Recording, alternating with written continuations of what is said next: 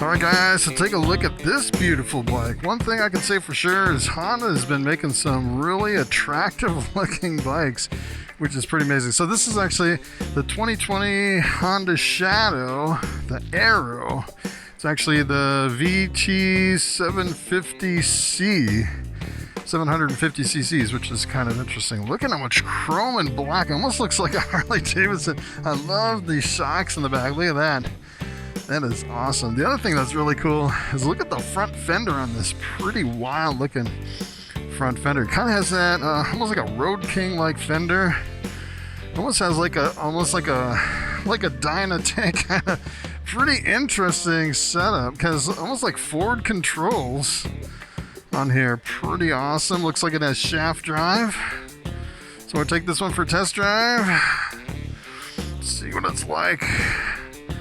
Alright, so kind of the interesting thing, look at the mileage on this. 5 miles. I'm surprised they let me take this out with just a few miles on it. They had several of them on the showroom floor. Let me adjust the mirrors. So the mirrors are... These aren't as bowed out as I would really like.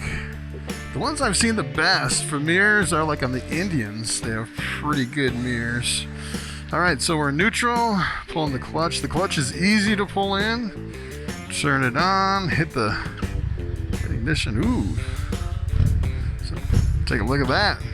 Sounds pretty good. I don't know if you can hear it through my internal mic in my helmet, but it almost feels and sounds like a Harley, which is pretty cool.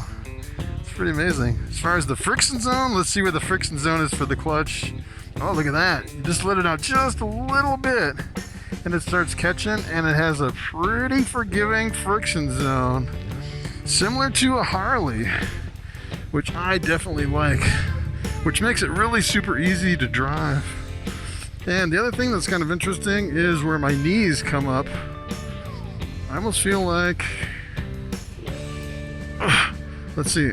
Super slow speed stability, not the greatest. I had to kind of turn it back and forth right at the end, but look at how far my knees come up, way over the tank. I'm actually 6'4", 230 pounds. And this is pretty high. I'd actually... I don't know if you could lower down those pegs a little bit and kind of lower down the Ford controls so it's not so high up. But I prefer my knees to not be that high over the tank. If it was down a little bit, I don't know, it just could be the stance that I'm sitting. If I slide back in the seat, it's a little bit better. It definitely has an interesting feel to it with these interesting bars, kind of like an old school kind of classic. I think they call those like a beach bar kind of a feel to them. I'm gonna let this truck pass here. So as far as feeling like top heavy, it doesn't really feel that heavy. Like doesn't really feel like a big heavy Harley Davidson. And it's only a 750, so we'll see what it's like here. Alright, pretty good pickup. Pretty good for a 750, which is pretty amazing. Feels pretty stable on the highway. So we're going 55. Let me bring it up a little bit. We're going 60, 65. Alright, so I'm in top gear where there's no tachometer. 65, pretty smooth.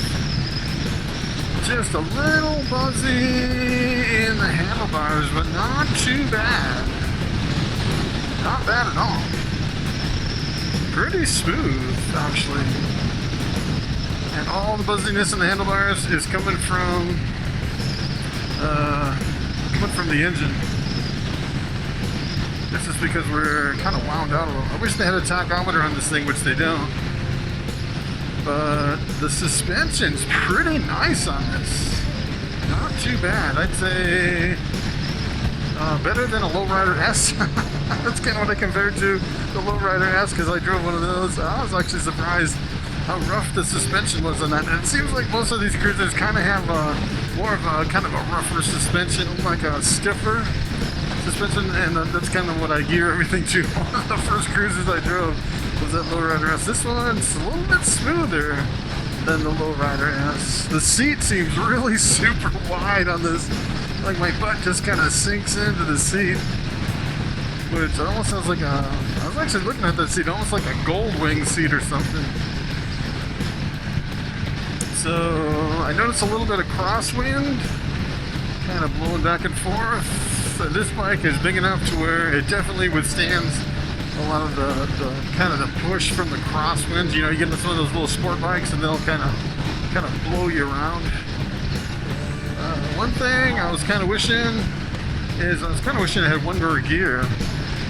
So like I'm going 65 right now, and I know with I actually have a Harley Davidson Dyna, and it seems like I have one more gear on top of this to where I could go super fast at lower RPM.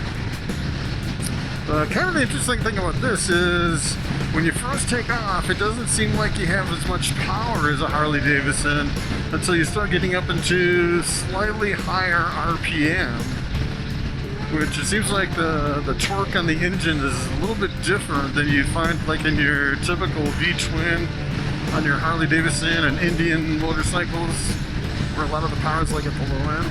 This one seems like you have to rev it up instead of maybe twice as much until it really kicks in. A little bit higher than the other bikes, but not too bad for 750. I'm actually surprised.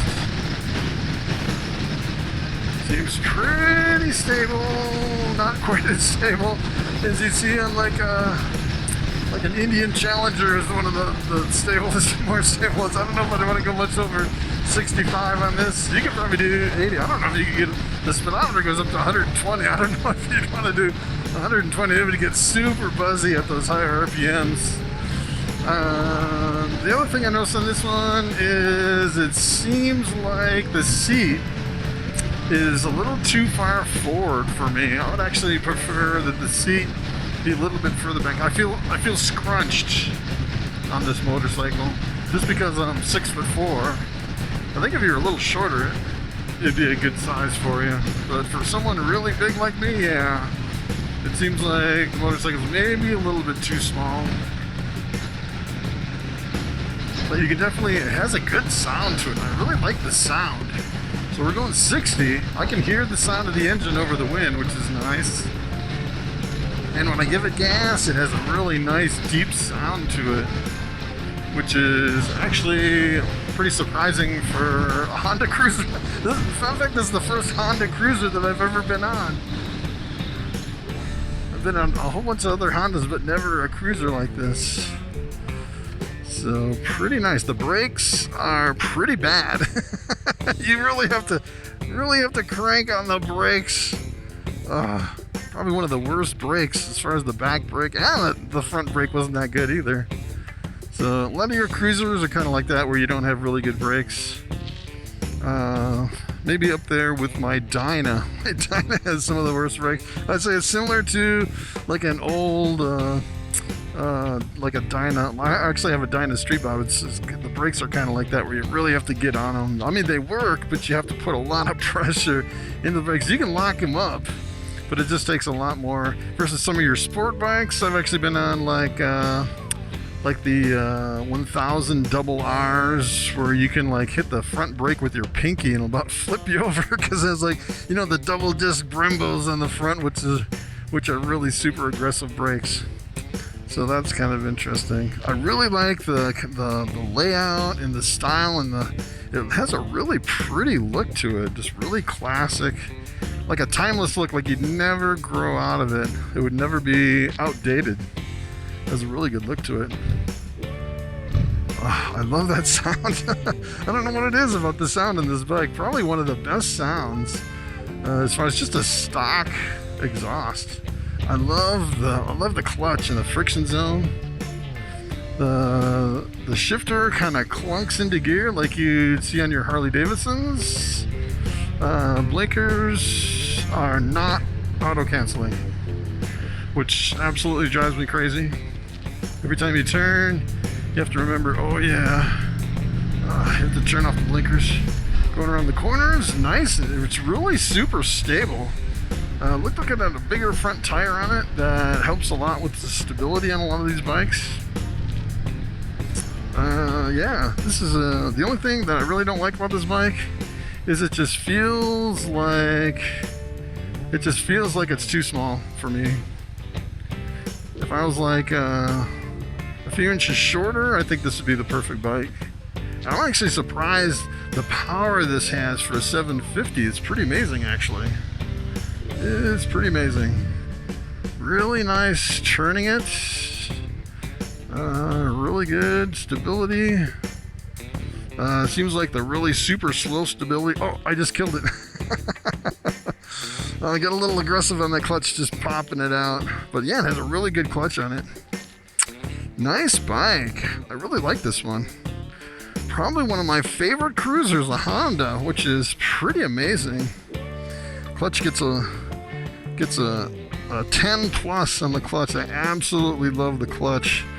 Where you just let it out a little bit and it starts grabbing, and then you have the really long range where you're not like trying to struggle to work the clutch. Pretty awesome. Really nice looking bike.